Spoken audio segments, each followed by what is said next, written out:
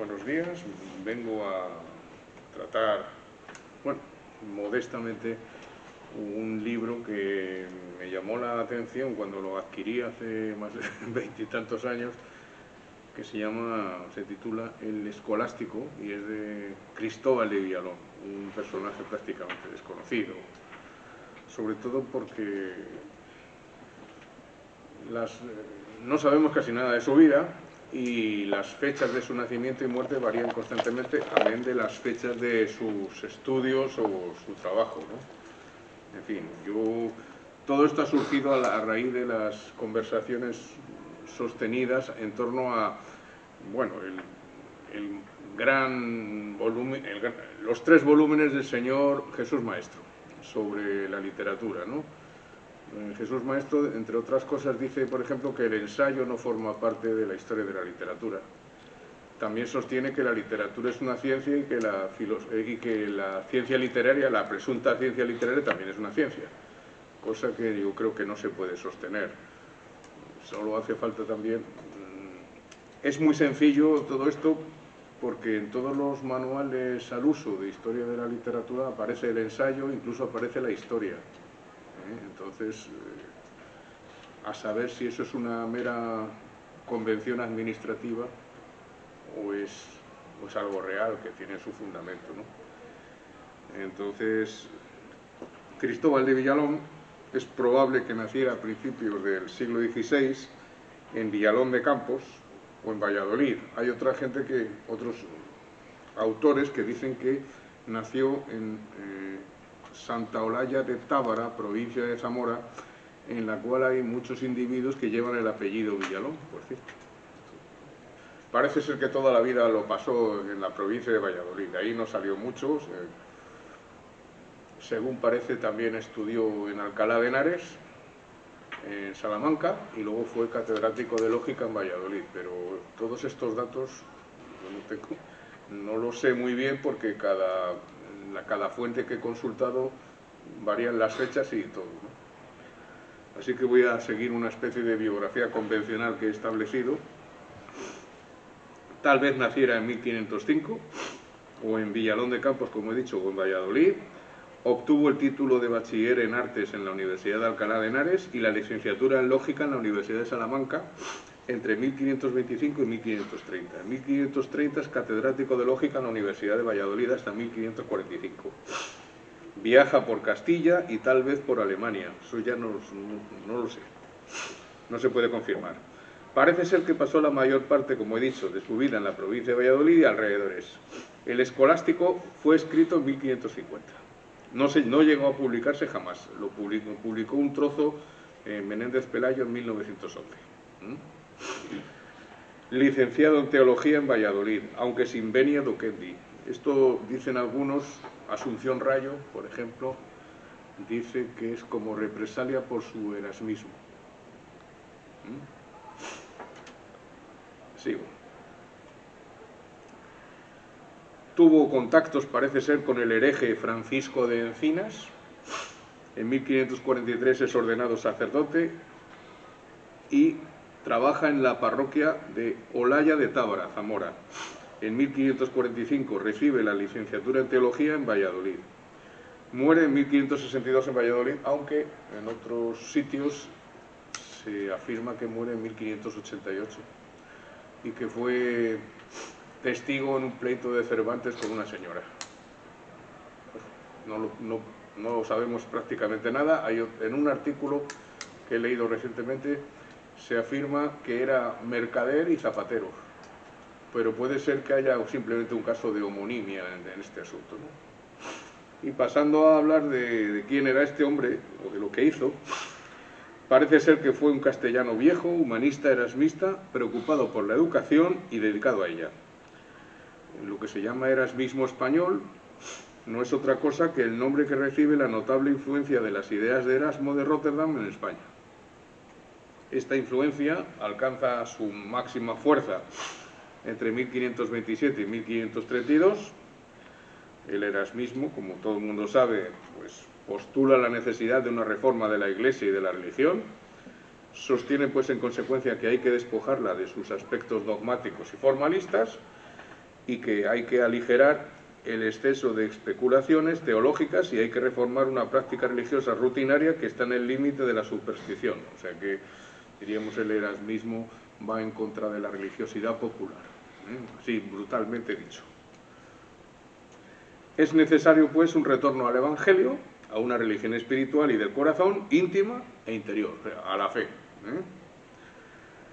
Dice el señor Cristóbal de Villalón: hay un género de hombres tan bárbaro y tan pertinaz en su errada opinión que con todas las voces y palmadas posibles trabajan por defender que sea pecado mortal y aun cosa contra la cristiana religión querer saber más de lo razonable y estudiar tanto que presumían querer alcanzar el centro de las letras humanas, y aún quieren casi afirmar que se debe contentar el hombre con saber aquello que la naturaleza le enseñó y que lo demás es superfluo y gran vanidad. El escolástico, ¿qué sería? En principio es un diálogo filosófico parecido a Platón, parecido a los diálogos de Platón, y también tiene una influencia de Cicerón, también de los diálogos de Cicerón, claro. Y luego está lleno de referencias al mundo clásico, a la religión católica, por supuesto, a los contemporáneos, a los que cita sin decir que los cita, paráfrasis de Erasmo de Róterdam, paráfrasis de Antonio de Guevara, de Baltasar de Castiglione y otros. O sea que esto se llama entonces una miscelánea. Una miscelánea es un género que aparece en el... Bueno, hay antecedentes en Aulo Gelio y en Plutarco, que es mezclar todo, hablar de todo. En un libro se habla de temas inconexos, se mezclan unas cosas con otras, y eso es lo que... Y se puso muy de moda en el Renacimiento. El primer libro de miscelánea se publicó en España en 1540 y tuvo mucho éxito, como vamos a ver. En el fondo sigue la tradición platónica, Cristóbal de Villalón, y bueno, esto nos plantea nuevamente la cuestión de qué es esa cosa llamada literatura. Si es todo aquello que está escrito o solo es el uso estético del lenguaje. Si es un diálogo filosófico, pertenecería a la filosofía, pero también pudiera ser considerado una obra literaria, al igual que muchos manuales de literatura consideran literatura española los ensayos de Feijóo o los diálogos de Platón. Es una especie de enciclopedia del Renacimiento español, lo que viene aquí a continuación. Como ya sabemos, entonces es erasmista, entonces, eso sí, no cita jamás a Erasmo de Róterdam, no se preocupa del presente, no quiere entrar en temas del presente. El libro está escrito ya en 1550, cuando la Inquisición está cortando cabezas. Desde 1530 están cayendo uno tras otro los erasmistas españoles. Lo parafrasea incontables veces a Erasmo, sin embargo. Contiene este diálogo temas, disertaciones y otros escritos. Y como he dicho, España fue el primer país de Europa en el que se publicaron misceláneas escritas en lengua romance. En el escolástico se tratan, pues, cómo tiene que ser el perfecto varón escolástico, pero también se meten otras cosas, ¿no? Como una reflexión sobre la vejez, el amor, las mujeres, en fin, los esclavos, todas esas cosas, ¿no?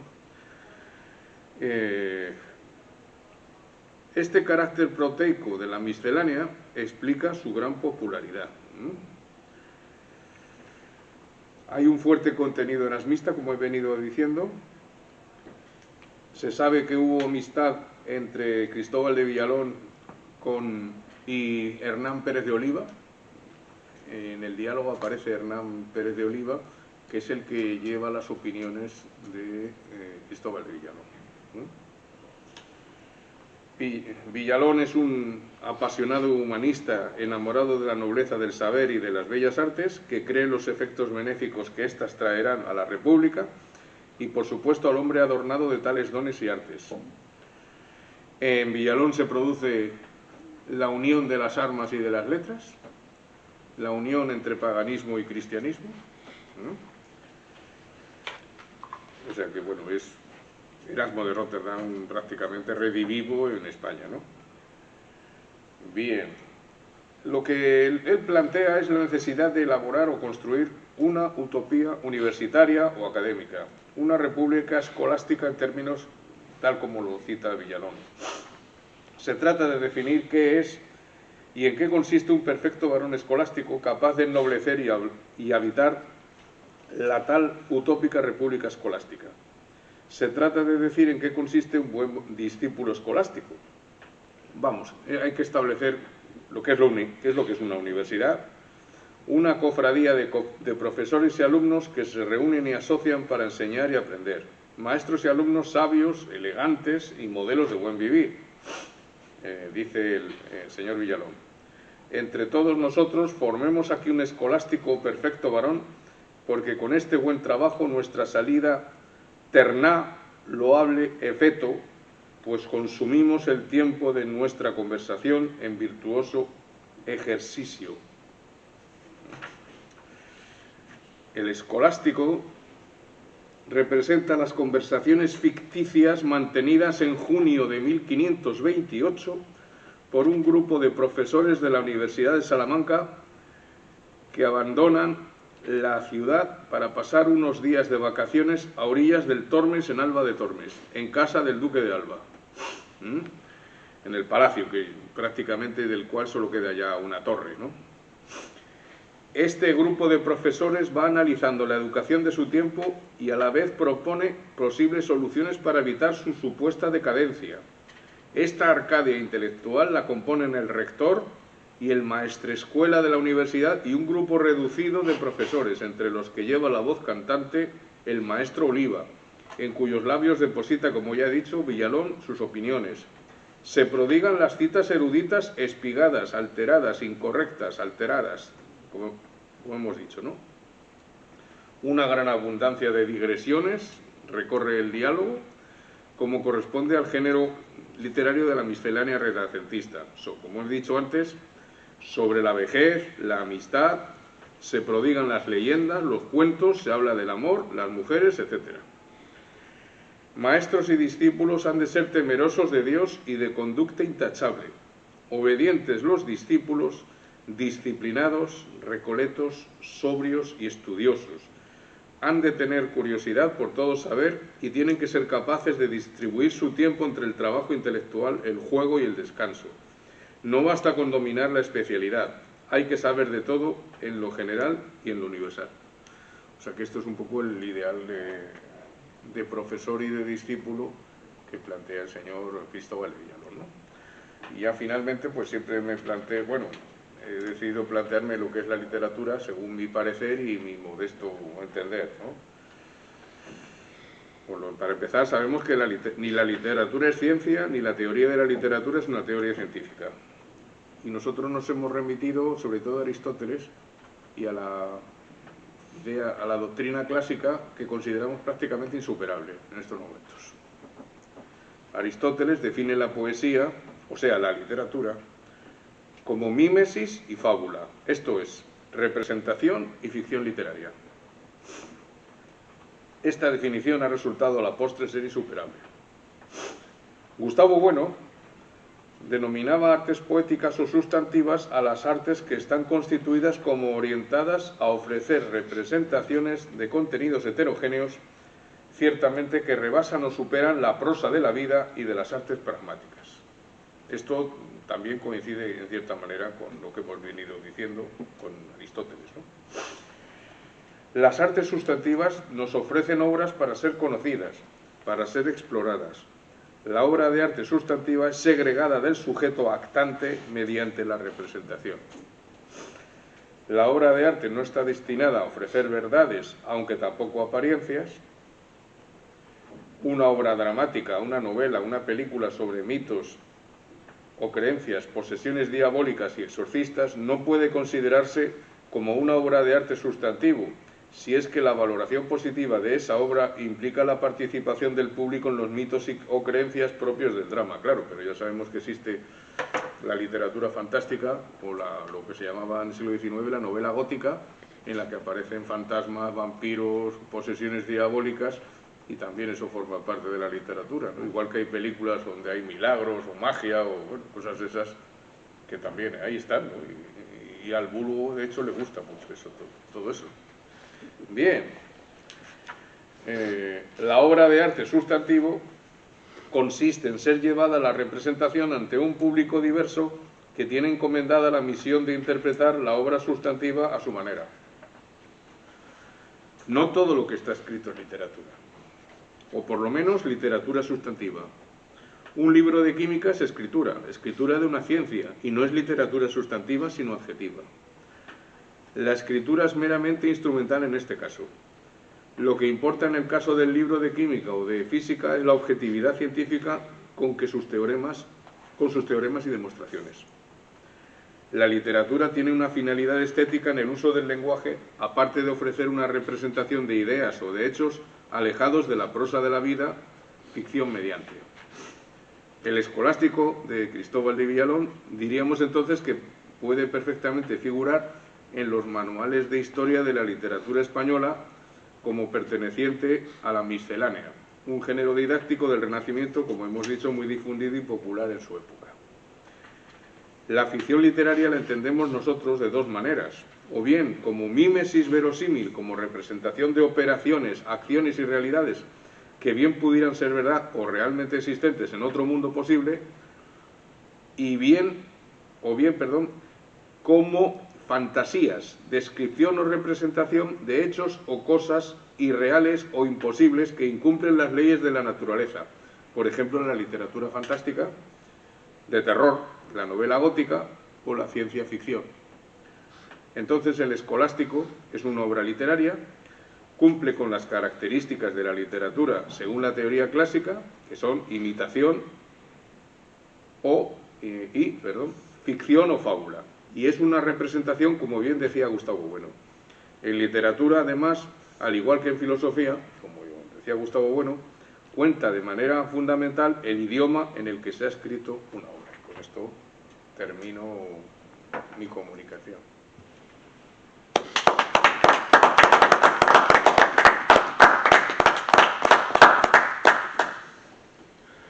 Bueno, la verdad que me ha sorprendido el final de tu comunicación, porque yo esperaba el comentario sobre el escolástico, pero no tus tesis sobre literatura, lo cual yo creo que da pie para debatir un poco al respecto. Hombre, yo creo que sí, que el quid de la cuestión está en el tema del arte sustantivo y arte adjetivo, ¿no? Tiene que haber una literatura sustantiva o específica, algo que se le llama de verdad literatura, frente a otra que sería adjetiva o genérica, ¿no? Todo son letras, ¿no? Todo está en los libros, como dice Dragó.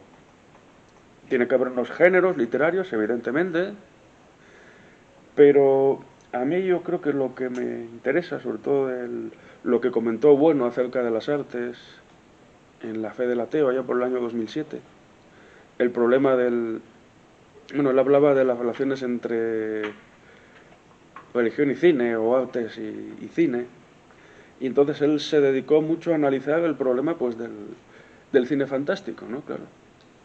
O el cine religioso, donde aparecen milagros, ¿no? Como una película sobre la vida de Cristo, donde aparece el milagro de los panes y los peces, ¿no?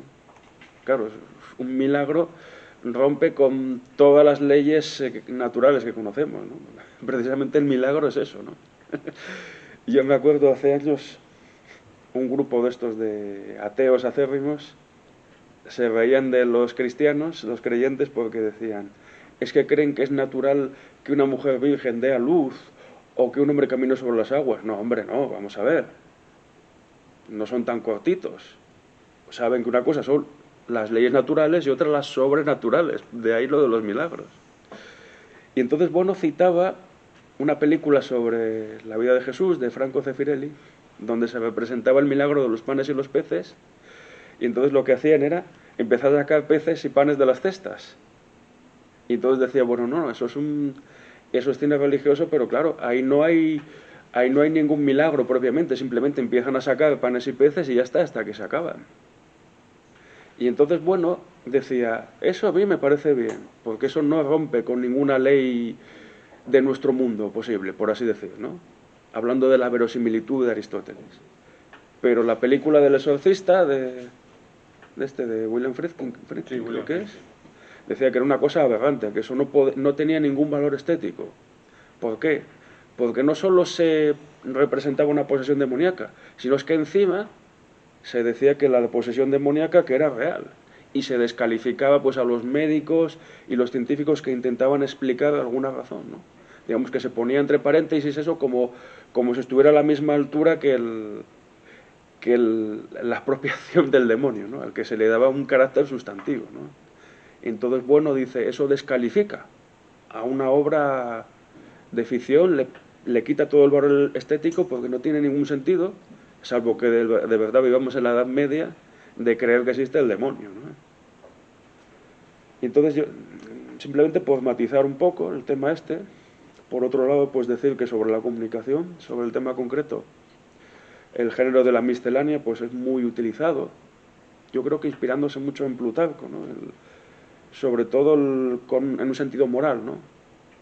Ahí tenemos, bueno, las vidas paralelas de Plutarco, inspiraron pues a las vidas, no, a la historia moral y filosófica de Pedro Sánchez de Acre, por ejemplo, ¿no? Además es que se ve que es una cosa miscelánica y con sentido moral porque te cuentan la vida de Aristóteles y de repente cortan y empiezan a hablarte pues de un santo, de una santa, para comparar. Aquí cuentan por eso cada contertulio cuenta 3 o 4 cuentos, el otro cuenta otros 4 cuentos, en fin, se cruzan discursos. Por eso lo único que claro que es diálogo. ¿Qué? Que es un diálogo. Es un diálogo de tradición platónica y ciceroniana, ¿no? Bueno. Porque, bueno, eso sí, dura 3 días y son 12 contertulios. Bueno, es como el banquete, prácticamente, ¿no? Sí, el banquete dura varios días. Simbolizando el paraíso, ¿no? En el patio del palacio, ¿no? Bueno, muy interesante. Y comen, y descansan, y juegan, y, bueno, o sea que tiene también mucho de costumbrismo, ¿no? Bueno, no sé si podemos abrir el debate por aquí, ¿alguien quiere comentar alguna cosa? Y en cuanto a lo de la ficción, claro, evidentemente Gustavo Bueno decía que eso no era arte sustantivo, pero por otro lado, claro, tienen las novelas que hablan de vampiros, pues hay, en el siglo XIX, sí, claro. En los países anglo-germánicos se desmadraron con eso, ¿no? Hay unos, Drácula, claro, la cuestión, Milarca o Carmila, es, claro, la cuestión, pues... con el romanticismo eso se ha claro, disparado. Ahí la cuestión es, con novelas como la de Drácula de Bram Stoker, ¿qué es lo que se está contando ahí? Pues porque, algo claro, que no existe y que no puede existir. Algo que no puede existir, claro. No solo que no existe. Lo que pasa es que luego toda esa historia de Drácula y otras del romanticismo se han desnaturalizado mucho, ¿no? Con el tema del cazavampiros y no sé qué más. Bueno, y pierden el sentido que los autores les querían dar, que eran más diferentes, tenían otro ejemplo, ¿no? Pues Bram Stoker, que era irlandés, contrastaba pues el mundo romántico de los Cárpatos con la city londinense del capitalismo industrial, ¿no? Claro. Ahí se veía mucho el contraste, pero bueno, todo eso son cuestiones a debatir, yo creo. Bueno, pues nada. A mí me gustaría saber la opinión o los factores que considera Felipe que incluyen o excluyen al ensayo, algo de lo que has estado hablando al principio de la ponencia, como género literario o como el polémico Jesús Maestro ha afirmado muchas veces, no pertenece a ella por no ser una representación ficticia de nada. Yo creo que el ensayo sí forma parte de la literatura, igual que el diálogo el escolástico de Cristóbal de Villalón, ¿no? Aparte de que, bueno, por razones institucionales figura en todos los manuales al uso el ensayo por un lado es mímesis y por otro lado es una cierta ficción porque se aleja de la prosa de la vida, ¿no? Como dice Gustavo Bueno, entonces sí podría ser... Dime. ¿Y los ensayos de Gustavo Bueno también entrarían dentro de la literatura? Es que son ensayos, claro. Sí, entraría, lo que ocurre es que, claro, no lo vas a... No, puedes poner a los alumnos en segundo de bachillerato a comentar un trozo de Gustavo Bueno, pero desde un punto de vista literario, no ideológico o filosófico. Entrarían como literatura adjetiva. De hecho, yo conozco historias de la literatura española donde citan a Bueno y Aranguren como parte de la literatura española. Aunque, pues, Claro. ese es yo creo que sí, que el problema del ensayo no es ficción, evidentemente, pero no toda literatura es de ficción, o también hay ficciones que no son literarias. El demonio de Maxwell, pues es una ficción científica. El Big Bang es otra ficción científica. O aquello que decía Borges, ¿no? De que la metafísica pertenece al género literario de la ficción, pero claro, la metafísica no es literatura en un sentido sustantivo. Entonces la ficción yo creo que no vale, por lo menos, para delimitar lo que sea literatura, o por lo menos es una cosa muy general que yo creo que tampoco acota lo que es la literatura en el sentido sustantivo. ¿Y cabría establecer la diferenciación entre literatura y no literatura en lugar de en el criterio de sustantividad, en el criterio de los fines propositivos? Es decir, por ejemplo, considerar la literatura, hablo sin saber, ¿no? Considerar la literatura como desde el punto de vista de unos fines recreativos porque claro, decir que la literatura corresponde al arte sustantivo y que, por ejemplo, bueno, sería adjetivo desde el punto de vista literario, pero sustantivo desde el punto de vista filosófico, entonces ahí por lo menos me genera una confusión. Digo, pero entonces puede ser sustantivo desde un punto de vista y adjetivo desde otro punto de vista. Es que ahí está el problema del finis operis y el finis operante. Es lo que decía Unamuno del Quijote, ¿no? Que decía de Cervantes y del Quijote, claro, decía Cervantes era un necio ilustrado, había escrito una obra cumbre y él no lo sabía, claro. Cervantes, pues salvo al final de su vida, unos años, pues prácticamente cuando empezaron a salir Quijotes por ahí imitándole, porque se nota que la cosa había tenido éxito, pues Cervantes de la literatura no sacó prácticamente nada, y tiene muchísimas más obras que el Quijote, claro. Se nombra el Quijote, pero claro, también está la Numancia por ahí, las novenas ejemplares, hay muchas cosas de Cervantes. Y Lope de Vega... y Lope de Vega más todavía, claro. Y murió miserable. Si no 20 volúmenes tienen las obras de Lope de Vega, ¿no? Si no me equivoco. Y entonces, Shakespeare. Ya, Shakespeare es muy poca cosa. Y entonces, claro, el autor pues puede querer una cosa, pero luego el resultado puede ser muy distinto. Obviamente, pues si escribes una obra para contar, yo qué sé, pues cómo fue la vida de Enrique VIII, pues tienes unos fines, ¿no? Escribes pensando también pues que no puedes ofender demasiado a alguien, que te puede cortar la cabeza, lo cual influye mucho en lo que escribes. Pero luego lo que salga de ahí, y el resultado de la posteridad, pues es dudoso, ¿no? De hecho, pues es arte sustantivo precisamente porque ya no importa al autor. O sea, lo que hubiera querido el autor no importa, lo que importa ya es lo que resulte la obra y su influencia. ¿Y se podrían considerar los fines propositivos, no desde el punto de vista del ejemplo concreto del autor, sino desde el punto de vista de la tradición? Es decir, por ejemplo, respecto a la cuestión de si la filosofía académica o mundana, ¿no? Entonces, no se fija uno tanto en si el individuo ha estudiado o no ha estudiado en una universidad, sino en si está inmerso o no en la tradición académica. También, entonces, claro. no se podría vincular la literatura recreativa desde el punto de vista propositivo a una tradición aislándonos de las intenciones concretas de ese individuo. Pues sí, también. Evidentemente, pues los géneros tienen una tradición, los géneros pues no surgen espontáneamente. Estaba yo pensando ahora, pues claro, la Ilíada y la Odisea. Son dos obras literarias. Pero es que en realidad ni existió Homero como tal. Homero no se sabe quién es. Ni tampoco, bueno, si me equivoco, pues es que existo, ¿no? Como diría San Agustín. Vale.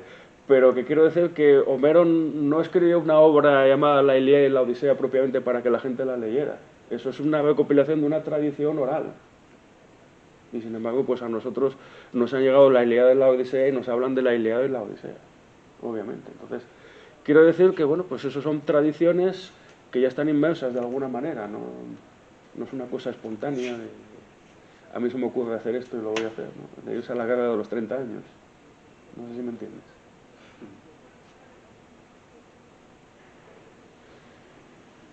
Bueno, aquí ahora mismo nos encontramos ante un problema de un criterio de limitación de algo en este contexto de la literatura, y a mi parecer es muy difícil delimitar qué es literatura porque es algo que es algo fluido que está constantemente en movimiento. Ahora mismo podemos dar una definición de literatura en base a los géneros que actualmente están establecidos y que consideramos como tal, pero eso no quiere decir que el día de mañana aparezca un nuevo género literario que al principio no sea considerado como tal, pero que al final por la comunidad acabe siendo asimilado y aceptado por los manuales, que eso es literatura, y entonces los criterios para delimitar qué es literatura o no cambiarán. Entonces es un tema bastante espinoso, pero como tú bien has dicho, Pardo, lo que no podemos utilizar es decir que la ficción es el único criterio por el cual nosotros podríamos decir que eso no es literatura, porque se utiliza, como han mencionado, en la ficción útil en ciencia, ficción en un montón de otras categorías que no son propiamente la literaria. Entonces parece que no debería de ser un buen criterio, es un criterio bastante vago que no podría servirnos para delimitar lo que es, o al menos eso creo yo. Sí, la verdad es que es un terreno muy resbaladizo.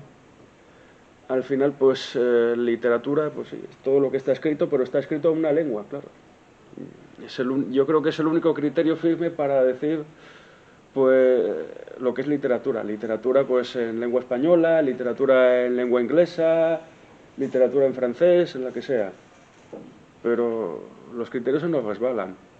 Lo único que se me ocurre, ¿no? Sobre todo pues según vamos buceando en la historia, pues es un criterio cuantitativo, ¿no? Cuando se escribe la historia de la literatura griega, pues ahí se mete todo, ¿no? ¿Por qué? Pues a mí se me ocurre que porque como nos han llegado tan pocas cosas, pues entonces hay que meter más, claro. A medida que en la historia pues la complejidad de los géneros va creciendo, aumentan los géneros y aumenta la cantidad literaria y todo el legado que conservamos, pues ya los que se dedican a historias de la literatura se cortan un poco más. Ya es más difícil meter a ello, que sé, pues la crítica de la razón pura en una historia de la literatura. O al menos alguien dedicado a filología alemana, pues no metería a Kant, seguramente.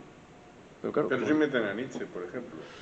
Claro, pero Curiosamente, ¿no? Nietzsche encaja más dentro de lo que Sí, sería porque no la se sabe literatura lo que- no se sustantiva. sabe lo que es, De hecho, claro. pues él era catedrático De filología. en griega. filología griega, entonces, bueno, digamos que ahí funciona, yo creo, el criterio gremialista, seguramente. De que este era de los nuestros, entonces por eso lo metemos. No, sí, sí, siguiendo Foucault, aunque Foucault no tendrá muchos adeptos en esta sala, creo yo, la literatura es simplemente texto. Y todo viene Sí, de lo ahí. que dice Roland Barthes o Lo que también. dice Roland Barthes o Derrida, la literatura no es más que texto.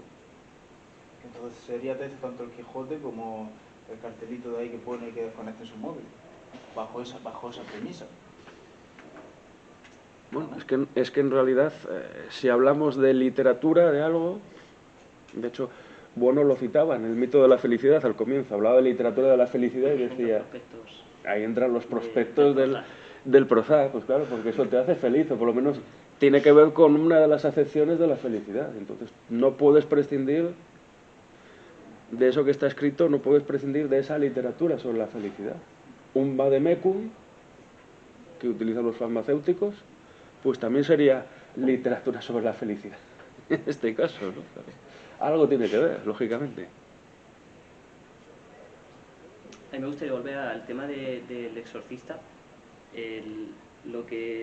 Entonces, yo lo que entiendo, lo que ha comentado usted, es que la diferencia entre el exorcista y, por ejemplo, pues volviendo a cine, pues la Pasión según San Mateo, pero la de Pasolini, que sí que muestra los milagros tal cual, ¿no? Entonces la diferencia sería no tanto en que se muestren hechos irreales, sino, yo lo que he entendido, en lo que socialmente acompaña esa obra artística, ¿no? En que el exorcista pues hubo una especie de legitimación de una serie de mitos y de culturas de exorcismos y de posesiones diabólicas y demás. Es una pero- legitimación del irracionalismo, pero para es- decirlo rápidamente. Pero ¿no? ese tratamiento de la propia obra, acorde no tanto a su propia lógica interna, es decir, no tanto a la metodología, como al efecto que esta tiene sobre la sociedad y a cómo éste interactúa con los sujetos que la reciben, eso no sería un tratamiento no sustantivo, sino precisamente adjetivo. Ya, el problema es que, claro, cuando Bono sacó esta definición, muchos decían, es que te cargas más de la mitad de las películas que hay ahora mismo. Pero yo creo al menos, sobre todo esto se ve mucho en las películas de miedo, ¿no? O de extraterrestres. Bueno, extraterrestres yo creo que no tanto, pero sobre todo las películas de estas de terror que se han puesto muy de moda ahora, de sustos y eso. Que yo creo que también el problema es que se mira el arte desde un punto de vista psicológico, que tiene, yo creo, mucho que ver con lo que decía Aristóteles, con la catarsis. O sea, que la emoción que te provoca, ¿no? Tú te pones en la sala de cine, pasan los minutos, no pasa nada y de repente te meten un susto, y luego otro y otro, así. Entonces te quedas un poco como, ¿qué pasa aquí? ¿No? Entonces, yo creo que eso enlaza con lo que decía Aristóteles de la catarsis, pero que tiene ya un sentido más psicológico que otra cosa, pienso yo. Y bueno, lo que intenta pues es ver la obra sustantivamente, sin apelar a cuestiones psicológicas, sin apelar pues a creencias irracionales de que si tú crees en el demonio y la ciencia no vale para nada, y entonces intenta asentar dentro de los cauces de la verosimilitud. Es decir, tú puedes decir, pues yo fui andando, yo hice el Camino de Santiago andando y tardé pues un mes y pico o los que sea, ¿no? Eso puede ser mentira, pero yo puedo haber hablado con alguien que fue al Camino de Santiago y a partir de ahí pues reconstruir una historia.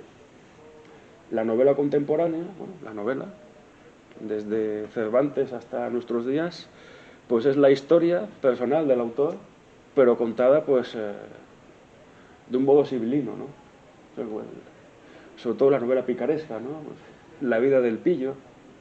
Y entonces, bueno, es verosímil porque introduce cosas que son verdad o pueden tener o pueden suceder, pudieron haber sucedido, ¿no? Esa es la cuestión. Entonces yo creo que ahí el criterio de verosimilitud pues sí encaja con el arte sustantivo.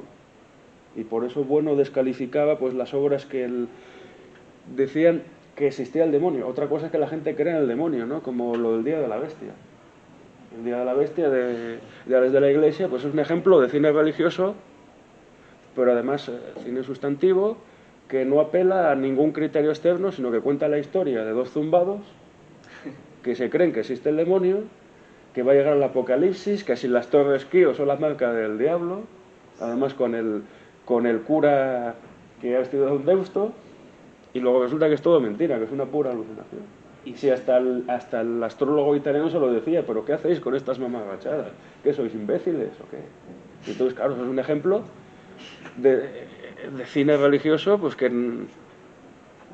te habla del demonio, pero que no necesitas decir que existe, porque no existe. En esa película no hay nada que objetarle, vamos, creo yo. ¿Y si el exorcista hubiese estado inspirado en el siglo XIII? Bueno, inspirado quiero decir, ¿hubiese estado ambientado en el siglo XIII? Claro, entonces las coordenadas cambiarían, claro. Pero depende de cómo lo enfoquemos. Claro, el problema es meter ahí al demonio, que es un viviente incorpóreo y que no existe. Claro, no puede existir, esa es la cuestión.